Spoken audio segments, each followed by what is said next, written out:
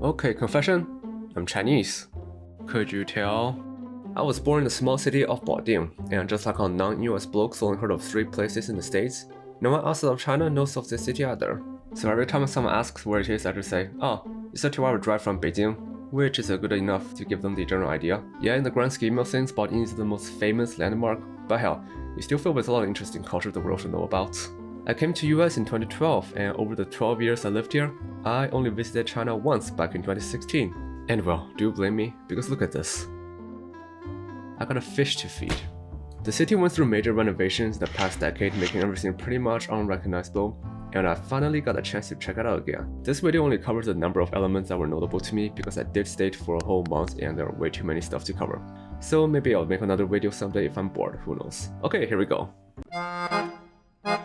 So one of my fears about going back to China are the public bathrooms. Long story short, dirty, filthy, squatty potty. I was told beforehand it's gotten better in recent years, and some of the bathrooms I went to were surprisingly passable. Sure, there's still stains and a few flies, though other than that, I had no problem. It's not all happy ending though, because the worst is yet to come. Alright, highway service stations. I'll take the bush. The highway services we stopped at just didn't have soap for some reason. Just a sink, but no soap.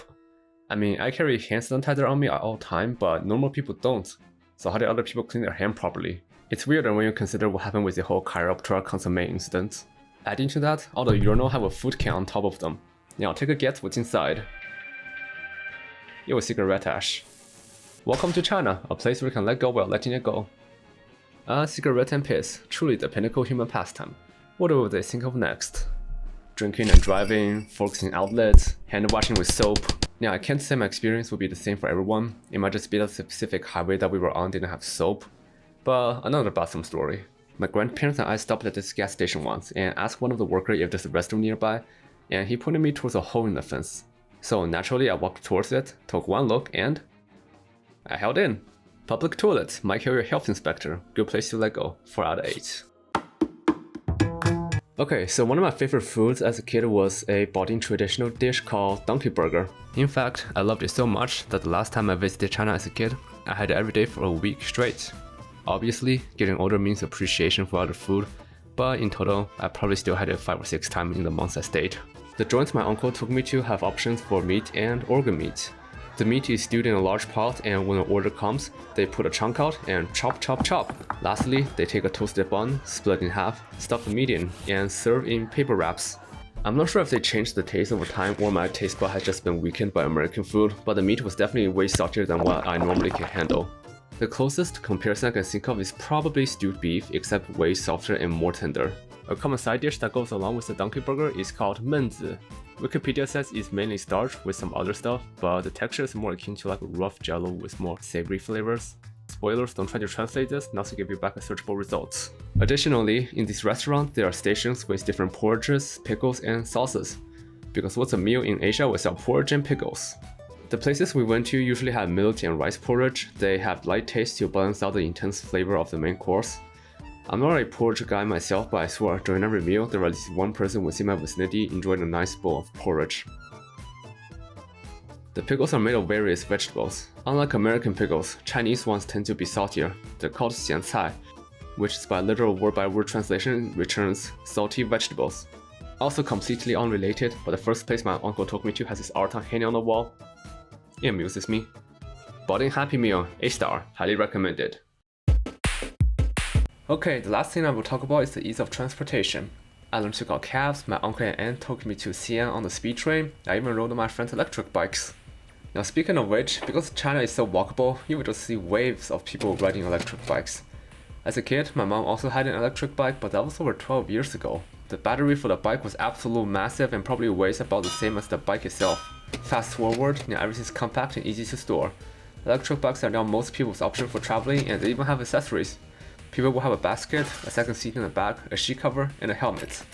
Everything is also personalized. Rarely do you see 2 bike sets that are the same. Now, I didn't drive any of the bike myself. Street in China is the Wild West compared to the Mild West. But I did sit in the back. There are handles in between the seats for the rider to grab on, so, they don't fall off. And if you want to call a cab, or Didi as the Chinese calls it, you can do it through this app called WeChat, which is a kind of all-purpose in one type of deal.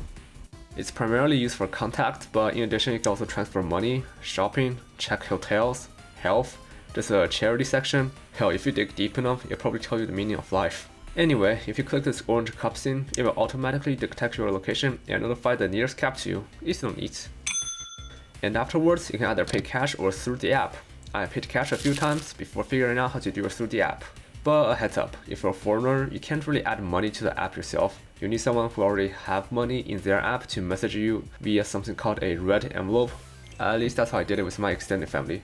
Because normally you would need a Chinese bank card to add cash, but since I was a tourist, it was pretty much impossible to get one. My uncle spent a week trying to help me to get a temporary bank card. We went to like 5 different locations before discovering the red envelope method. Finally, speed trains. I haven't ridden a train since I was like 9, and even then, it was before everything was modernized, so I was pretty excited. I asked my uncle, and the name of the company is called China National Railway Group. And if you search online for the train interiors, there are some images that's pretty close to the cart we were in. Compared to planes, the trains are way more spacious. You can actually extend your legs, the seat goes back a lot more, and the aisle is also wide enough where I can walk normally instead of sideways shuffle. Plus the windows are large, which is great for letting in the light and for scenery watching.